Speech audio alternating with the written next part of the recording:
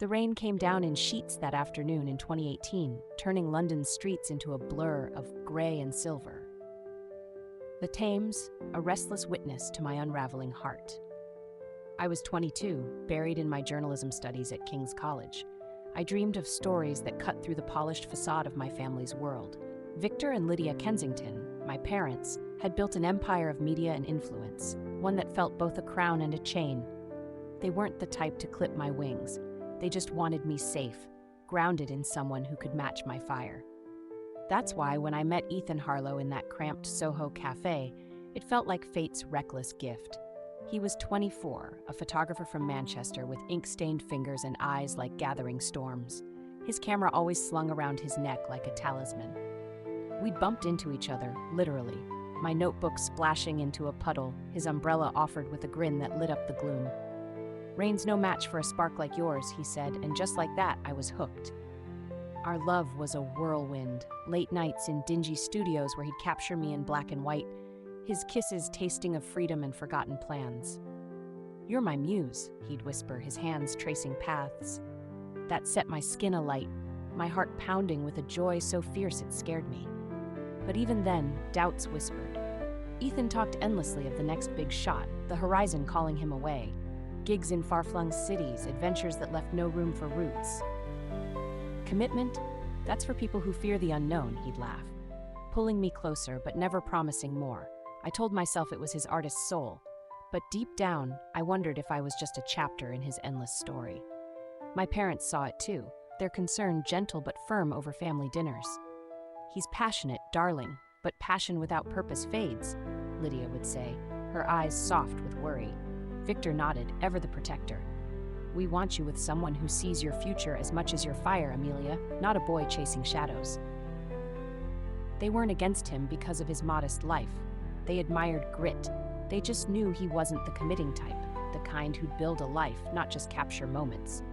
I brushed it off, lost in the thrill, my emotions a tangle of adoration and quiet fear. By 2020, I convinced myself Ethan's wandering heart could be tamed. We planned a secret elopement at Chelsea's registry. Simple, just us, a promise to make our fleeting love eternal. "No one else matters," he said, his kiss lingering like a vow. I arrived early, my white dress simple but hopeful, my heart a drumbeat of anticipation. But as minutes stretched into hours, hope curdled into dread. My phone stayed silent, texts unread, calls dropping into void. Ethan didn't come. The pain hit like a tidal wave, crashing over me until I couldn't breathe. I sank to the floor of that sterile waiting room, sobs racking my body, each one ripping deeper into my chest. "He couldn't commit," I whispered to the empty air, the truth a bitter pill. All those hints, the shrugs at wedding talk, the dreams of escape, it wasn't bad luck. It was him, choosing freedom over me. I'd been a fling, a beautiful distraction, if not the woman he'd fight for. Rage bubbled under the grief, hot and unyielding. How dare he leave me here, exposed and alone? That's when I noticed Oliver Beaumont, slumped on a bench across the room, his face ashen, eyes red-rimmed. "Stood up too?" I asked, my voice cracking. He nodded, spinning a quiet tale of a fiancé who'd bolted at the last minute. There was something solid about him, tall with kind hazel eyes and a rumpled suit that spoke of effort, not flash. In that shared wreckage, we talked, laughed through tears, and in a haze of impulsive solidarity, we married. It was mad, but it felt like reclaiming my dignity. Oliver, the unassuming architect from the suburbs, became my husband on the spot. When I told my parents later that evening, their shock melted into relief. "He's committed, Amelia. That's what matters," Victor said, pulling me into a hug. Lydia smiled, wiping a tear. "We worried about Ethan because he couldn't give you that. Oliver, he already has." They liked him, poor as he seemed. His steadiness was a balm after Ethan's flightiness. I nodded, my heart still raw but grateful, believing I'd dodged a lifetime of uncertainty. Life with Oliver unfolded like a gentle dawn after a storm. He was everything Ethan wasn't, reliable, present, his love a quiet constant. Mornings started with him brewing my tea just right. Evenings ended with his arm around me, listening to my rants about deadlines. "You're my anchor," he'd say.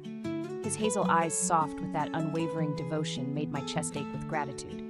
I fell for him slowly, deeply. Not the fireworks of youth, but a steady glow. That glow healed the cracks Ethan left. Ethan was just a phase, I'd tell myself. A fling with a man who feared roots, Oliver wants forever. Intimacy with him felt safe, cherished, my body responding to his touch with trust. My parents adored him too, their approval a quiet validation. Family dinners buzzed with laughter, Victor clapping Oliver on the back for his solid head. Lydia fussed over him like a son. We always wanted this for you, darling. Someone who commits, who builds, she'd say, her hand on mine. They weren't snobs. Ethan's modest life hadn't fazed them. It was his lack of promise that had worried them, the way he'd drift without tether. Oliver, scraping by on freelance designs, proved his worth through actions, not words. I believed their care was genuine, their guidance a shield against heartbreak. My emotions bloomed into contentment, the past a faded scar, Oliver my true north. Then, in 2023, Ethan reappeared like a specter from a half-forgotten dream. I'd heard whispers of his success, galleries abroad, awards piling up, but seeing him at that London opening hit like a gut punch. Amelia, he said, his voice low and loaded, those storm-gray eyes locking on mine with an intensity that made my stomach twist. He was polished now, the rough edges smoothed by fame, but the charm was the same, the kind that had once made me feel like the center of his world. My heart stuttered, a mix of old longing and fresh anger surging through me. Why now? To rekindle what he'd thrown away? To pull me back into his uncommitted chaos?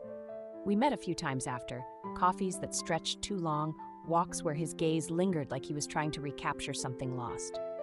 I've missed you, he'd say, his hand brushing mine, and I'd pull away, my skin tingling with unwelcome memory. I'm married, Ethan, happy. But his eyes said otherwise, pleading, possessive, like he thought he could waltz back and claim me. Oliver noticed, of course, his face tightening when I mentioned the encounters, but he was ever the gentleman. If it helps you close the chapter, talk it out, he'd say, kissing my forehead. I trust you. When he met Ethan once, privately, he came home calm, recounting it with a shrug. He's still the same restless guy, said he regrets leaving, but I told him you're mine now. There was no hostility, just quiet confidence.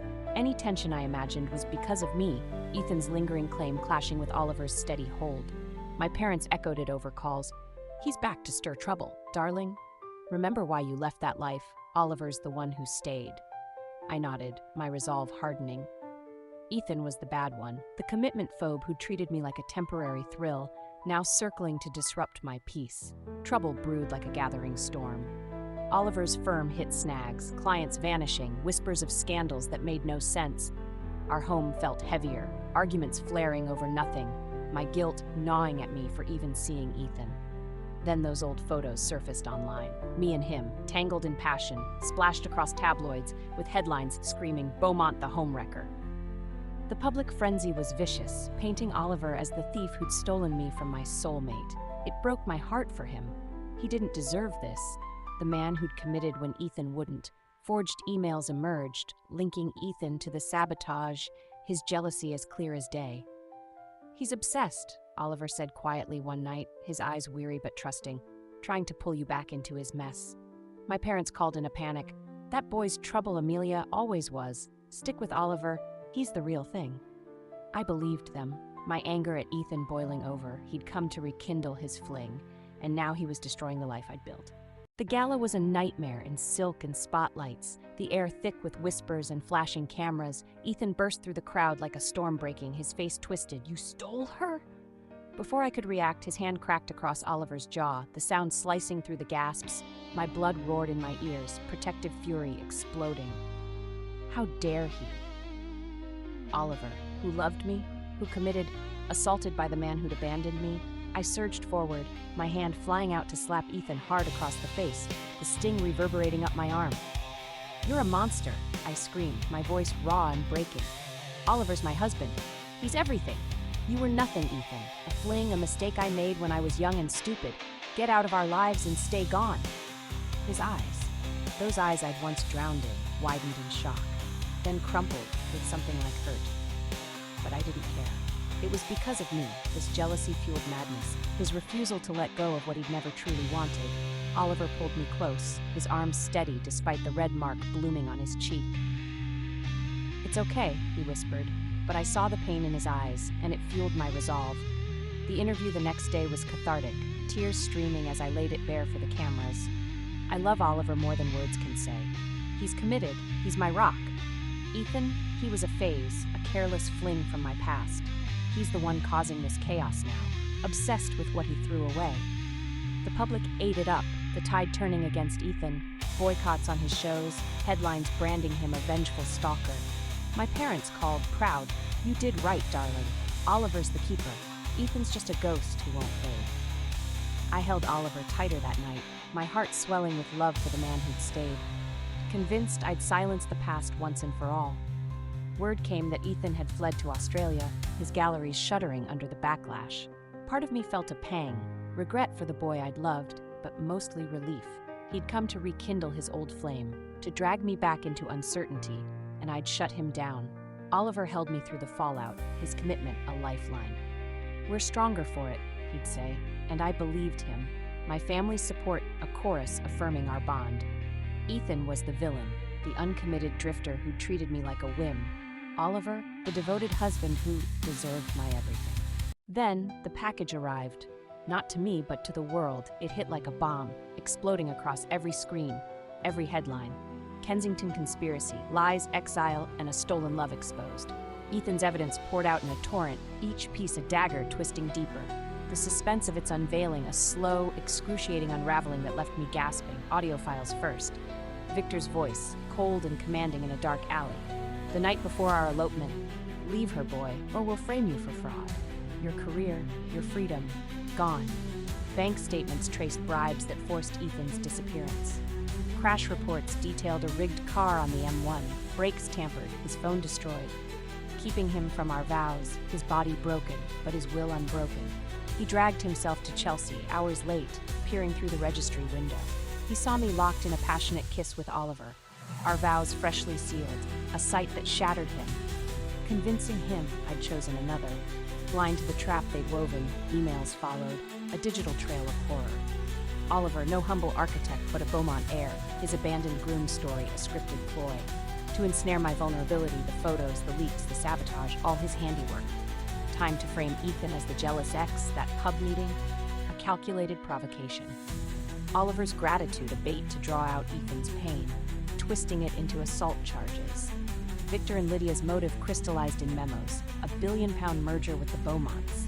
To lock down their media empire, my fling with Ethan a loose end to be severed. Not for his poverty, but to clear the path for their perfect alliance. I collapsed, the room spinning, screams ripping from my throat as sobs convulsed my body. No? No, it can't be, I gasped. Each revelation a fresh wound, the truth crashing over me like a relentless tide. My parents, my protectors, hadn't cared about commitment. They'd orchestrated my heartbreak for profit. Playing me like a fool, Oliver's love, every gentle touch, every vow, a lie. A cage disguised as security, I'd dismissed Ethan without a breath. Slapping away his truth, branding him the uncommitted monster when he'd fought through hell for me. The suspense shattered, leaving me in ruins. My heart a graveyard of misplaced trust. That slap haunts me now, a ghost that claws at my nights, replaying in visions so vivid I wake screaming. Ethan's face, blood blooming from my palm, his eyes fracturing with the pain I caused, mirrors the betrayal I inflicted. That slap cost me everything. I sob into the darkness, my voice a ragged whisper. It lost me Ethan, the man who'd crawled through fire for a love I called a fling. It lost me my family. Victor rotting in prison, Lydia a shadow in exile. It lost me my career, drowned in scandal's wake, but deepest, it lost me. To a self-loathing that devours me whole. Regret is my constant tormentor, a vice squeezing my chest until I can't breathe. I slapped away my truth, I moan, curling into myself as grief racks my frame. The moment loops endlessly, my hands' vicious swing, Ethan's stagger, the crowd's hush, a single act that damned us. His note sears my soul. I fought to reach you, Amelia, only to see you kiss him, thinking you'd chosen. I came back to understand, not destroy. My slap was for the lies I uncovered. Yours, without hearing me, ended us. He'd struck Oliver, in desperation, after learning the plot. But I, fooled by the narrative of his flightiness, struck harder, defending the cage as love. The twist guts me. I'd seen my parents as caring guides, Oliver as the committed savior, Ethan as the drifter who'd used me. But they played me, and I let them, dismissing Ethan's pleas without a chance, my slap the final nail. I called him a fling. I cry, the lie choking me. He was my forever. The agony is endless. Grief for the man I betrayed, rage at the fools I trusted, remorse for the fool I was. October 2025 finds me in a Cornish cottage, shadows clinging like regrets. Ethan soars, a supernova of galleries and Pulitzers, his wealth eclipsing our ruins, his story a triumph the world adores. I watch from afar, tears blurring his light. That slap cost me the stars, I whisper, my heart a storm of loss. He, the love I mocked as a fling, shines eternal, untouchable. In my isolation, grief and remorse rage, the twist's bitter echo. I was the fool, played and playing myself, forever chasing a light I extinguished.